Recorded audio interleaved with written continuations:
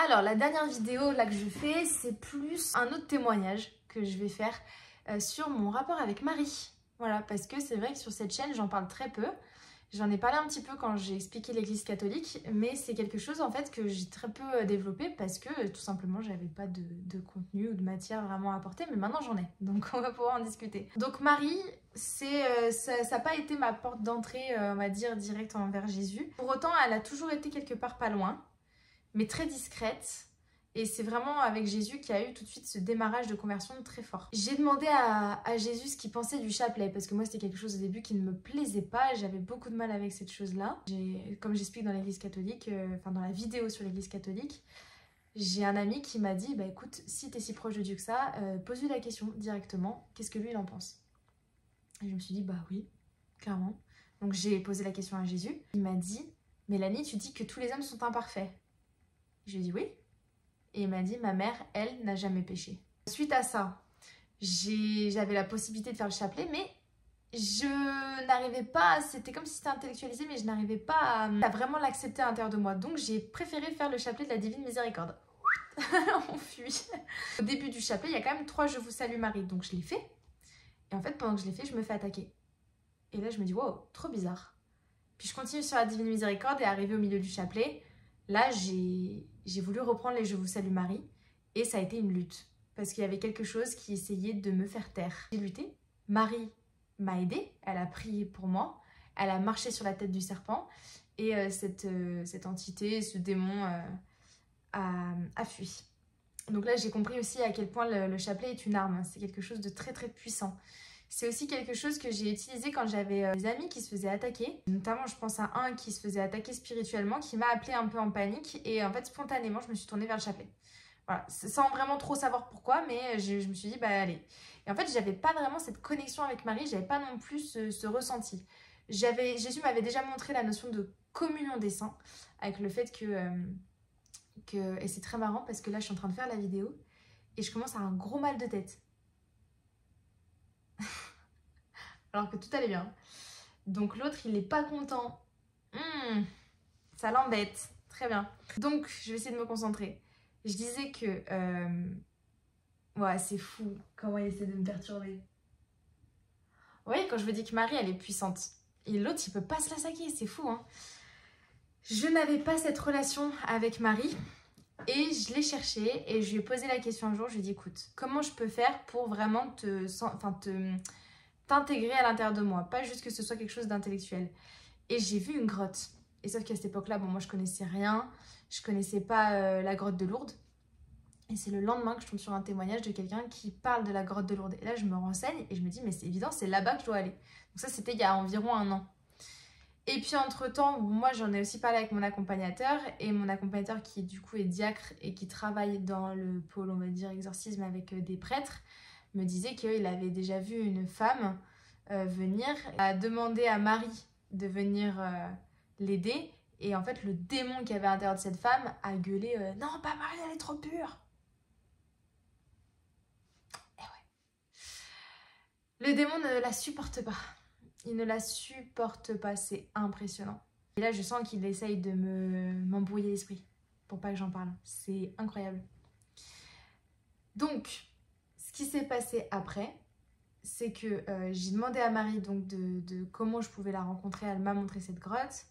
Et il y a très peu de temps, en fait c'était au mois de septembre là, avec Karim, donc un ami à moi, qui est sur le chemin du baptême, on sentait qu'il fallait qu'on aille à Lourdes. Donc on y est allé, et alors c'était juste après les inondations. Donc ils avaient prévu de base un temps merdique. Et j'ai dit à Jésus, s'il te plaît, un beau temps. On a eu un temps de dingue. Incroyable, du soleil et tout, c'était génial. Pas une goutte de pluie de tout le week-end, du jeudi, vendredi, samedi, dimanche, 0 goutte de pluie. Incroyable. On a passé tout le week-end là-bas, on a découvert, c'était la première fois pour tous les deux, donc on connaissait rien. Et c'était une expérience incroyable, c'est vraiment une bulle, c'est ce qu'il me disait, hein, que c'est vraiment une bulle où il y a plein de chrétiens, on est tous entre nous, et puis là d'un coup c'est comme si on se rendait compte du nombre de chrétiens qui existent, et que ça y est, on est vraiment ensemble, quoi. Il y a quelque chose de la communauté aussi qui est très très puissante. Avec les processions, on était un nombre incalculable, c'était impressionnant. On a vécu des trucs incroyables là-bas, notamment donc dans l'église qui est en dessous. On était là-bas, il y avait un temps d'adoration, donc on commence à y aller avec mon ami, puis on s'assoit, on attend qu'il y ait le Saint-Sacrement qui soit exposé. Et il y a un homme qui vient nous chercher, qui s'occupe du coup de l'organisation, qui vient nous voir et qui nous dit est-ce que vous seriez d'accord de porter Jésus en croix et Marie et tout? Et je le regarde, je dis allez go, je sais pas ce qu'on fait mais on y va. Et puis au final il nous donne, donc moi j'avais étendard avec Marie dessus et Karim, mon pote qui était devant avec la croix de Jésus en haut qui devait nous tenir comme ça, puis on passait dans le champ au milieu. C'était, au début moi je prenais ça comme une expérience complètement dingue, je me disais mais what the fuck Jésus, qu'est-ce que tu nous fais, pourquoi on finit là? Et en fait, j'ai vu la dévotion des gens parce que quand je passais et qu'il y avait Marie là, je voyais comment les gens l'aimaient et aimaient Jésus. Et là, d'un coup, je me suis rendu compte que j'étais complètement indigne de ce que j'étais en train de faire. Que j'étais complètement indigne de la porter. Et que, waouh, je porte la reine. C'est complètement fou. Là, d'un coup, ça m'a percuté à l'intérieur de moi. Je me suis dit, mais c'est complètement dingue. Donc voilà, des grâces comme ça qui étaient vraiment hallucinante. Moi, je m'attendais en fait à ce que je vive quelque chose. Je me disais, c'est pas possible, je dois vivre cette rencontre à un moment. Et donc, j'attendais, et puis rien. C'était très beau, c'était très puissant. Je sentais que c'était grand, que voilà, on a fait des chapelets, etc. C'était vraiment puissant. Hein. Mais pas cette rencontre, pas cette intégration de Marie à l'intérieur de moi. Le dernier jour, donc on avait le train à 13 h. Et à 9 h, nous, on avait fait la messe anticipée. Donc le dimanche, on n'avait pas la messe. Et à 9 h, on est parti remplir les bidons. Habituel, hein. On se regarde, on regarde un peu autour et puis on se dit est-ce qu'il y a quelque chose qu'on n'a pas fait et qu'il faudrait qu'on fasse avant de partir quand même. Et là mon pote il me dit mais attends, on n'a pas été voir les piscines. Et du coup on y va et puis moi dans ma tête j'étais persuadée que les piscines c'était réservé aux personnes qui étaient vraiment malades, qui avaient besoin de miracles. Je ne suis pas malade, mon pote non plus, donc en soi pour moi on venait voir juste comment ça se passait pour plonger les gens dans l'eau. Puis on arrive devant et il y a un monsieur qui vient nous voir et qui nous dit ah vous voulez faire les gestes de l'eau, etc. Il me parle de ça et je lui dis mais on a le droit? Il me dit bah oui, c'est ouvert à tout le monde, vous pouvez y aller, il n'y a pas de souci. Ok, très bien. Je dis bah go. Et puis en plus, il n'y avait personne du coup, parce que tout le monde était à la messe, donc champ libre. On y va, donc il y a eu les inondations la semaine d'avant, du coup les piscines n'étaient pas ouvertes à ce moment-là. Donc ils nous ont fait le geste de l'eau. Donc c'est le geste que Marie a demandé à Sainte Bernadette à ce moment-là. Donc c'était d'abord se laver les mains avec l'eau de la source, ensuite se laver le visage avec l'eau, et ensuite boire l'eau dans les mains. Et du coup, moi je me dis, bon, bah, c'est sympa, c'est un rituel, c'est symbolique, on reprend un peu ce qu'elle a demandé à Sainte Bernadette. Oui, c'est mignon quoi. Oula, j'étais loin de savoir. Parce que du coup, avant de commencer ce rituel-là, on avait le droit de faire une prière. Donc je me suis mise à genoux devant Marie. Et j'allais témoigner sur la chaîne de Cyril. Ça d'ailleurs, j'en reparlerai aussi peut-être. Je savais que j'allais passer sur cette chaîne. Et en fait, je vais pas vous mentir, j'étais en stress. Parce que Satan me lâche pas. Voilà, et que quand je vais témoigner, j'ai des pensées qui me viennent qui sont du type il n'y a que des théologiens sur sa chaîne. Toi, tu connais quoi? Tu connais rien. Qu'est-ce que tu connais, toi, la théologie? Tu vas te viander. Tu vas dire des trucs qui sont hérétiques. Et puis, de toute façon, tu vas emmener des âmes en enfer. Et ça en boucle, et en boucle, et en boucle. Et c'est quelque chose qui me... J'ai très, très peur de dire ne serait-ce qu'une seule erreur, en fait. J'avais cette grande inquiétude de dire une seule chose qui ne vienne pas de Dieu. C'est vraiment ma plus grande crainte, c'est celle-là. J'étais vraiment très tourmentée et je me suis mise à genoux devant Marie et je lui ai dit écoute, je te remets ce témoignage. Voilà, c'est aide-moi, prie Dieu que je ne dise pas une seule erreur. Et je lui ai dit intercède pour que si je dis une seule erreur, que Dieu me rende muette. Vraiment qu'il m'empêche de parler. Je préfère mourir, mais c'est vrai hein, ce que je veux dire. Je préfère mourir que de dire une chose qui puisse amener une seule âme à se perdre. Mais vraiment, c'est une énorme angoisse que j'ai à l'intérieur de moi de dire quelque chose qui pourrait éloigner quelqu'un du Christ. Ça me fait vraiment très très peur ça. Je lui ai déposé ça et j'ai fait le rituel de l'eau. On finit, puis il y avait deux petites dames là qui mettaient l'eau et tout. Et puis je me dis bon bah c'était mignon, c'était sympa, allez on s'en va. Et puis je commence à partir pour aller prendre mon sac. Et là d'un coup je me fige, hein, mais je sais pas vous l'expliquer. Je me fige, je ne bouge plus. Et je sens quelque chose, je sens Marie en fait. Je sens une énergie, un truc qui me traverse le corps.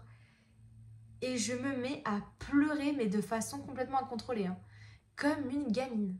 et je pleure et je pleure et je sens l'amour. Je sens l'amour. Et je sens l'amour de Marie.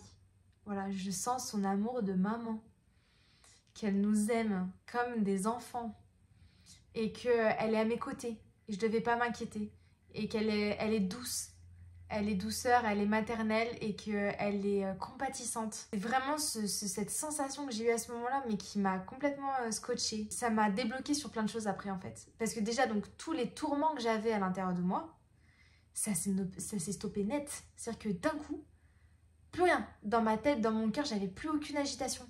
Une paix, mais immense. Quelque chose d'immense. Une super grande paix et une confiance aussi. Une très belle confiance. En ce que Dieu fait à l'intérieur de moi pour m'amener à dire certaines choses. D'un coup, ouais, j'ai été complètement apaisée. Depuis, du coup, mon rapport avec Marie n'est plus du tout pareil. Et là, je suis en train de vraiment essayer d'aller creuser dans les chapelets, dans les rosaires. Vraiment, il y a quelque chose aussi là-dedans que j'arrive pas encore à mettre bien le doigt dessus. Je vous donne les choses en même temps que j'apprends, quoi. Hein. C'est un peu le but de cette chaîne aussi, parce que même moi je sais pas trop où ça va. Une expérience en fait qui m'a transformée et j'ai vraiment compris la notion de communion des saints. J'ai vraiment compris, ça s'est gravé dans mon âme à quel point il y a un amour puissant. Ça aussi c'est un truc que j'avais pas compris, mais qu'en fait Jésus ne refuse rien à sa mère. Il demande des grâces et il donne. C'est la plus proche. Elle est vraiment incroyable. Voilà, et d'une douceur, c'est ce que j'ai vécu sur Lourdes, je suis repartie de là complètement changée. Marie est grande, hein. Et c'est important en tant que catholique qu'on la défende. Parce que le monde essaye de la laisser à une place ordinaire. Il y en a qui vont dire elle est pécheresse, et ni plus ni moins qu'un être humain qui a porté Dieu. Déjà, il y a un problème dans cette phrase, on ne peut pas dire ni plus ni moins qui a porté Dieu. Il y a un problème, ça peut pas être commun. Tout le monde n'a pas été choisi pour ce rôle-là, c'est Marie qui a été choisie. Et même l'ange lui dit pleine de grâce. Voilà, elle est pleine de grâce. C'est Marie. C'est Marie. Et vraiment, demandez-lui qu'elle demande elle-même à Dieu des grâces pour vous. Elle les aura. Voilà, elle fera tout pour nous rapprocher du cœur de son fils. C'est vraiment impressionnant. Et quand j'avance, hein, quand je vois, j'ai fait 3 visitations. Donc notamment Salette, Lourdes et Pellevoisin. Voilà. J'y étais allée pour mon accompagnateur. Il fallait que je récupère un scapulaire là-bas. Je vous invite aussi à vous renseigner sur ce lieu là-bas. Il y a eu des choses aussi qui étaient belles qui se sont passées. Je vous souhaite du coup de vous rapprocher du cœur de Marie. Franchement, quand je repense à la passion du Christ et je me dis mais quelle mère est capable de vivre ça? Quand on dit que Marie, elle est comme tout le monde, mais qui est capable aujourd'hui, imaginez 2 minutes, de voir son fils qui est parfait, hein, Dieu fait chair, son fils qui est parfait, se faire lyncher, humilier, cracher dessus, fouetter, abîmer, maltraiter par des êtres humains, et elle continue d'aimer les êtres humains qui détruisent son fils, et qu'elle reste dans l'amour, et qu'elle accompagne son fils jusqu'à la mort, sans se rebeller une seule fois dans son cœur contre Dieu. Mais c'est complètement hallucinant. Et ça, elle l'a vécu dans sa chair, en tant qu'humaine. C'est complètement dingue. Moi, des fois, c'est ce que je me dis. Je me dis, mais moi, il y a une personne qui touche un cheveu de mon frère. Mais je sais pas de quoi je serais capable, mais je pourrais aller très loin. Et je sais que c'est pas ça, hein, je dis pas que c'est bien, hein, mais je suis humaine.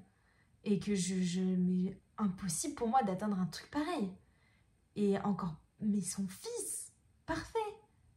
C'est complètement, en plus c'est même pas juste mourir, ça a été tout un processus d'une souffrance abominable et elle est restée là.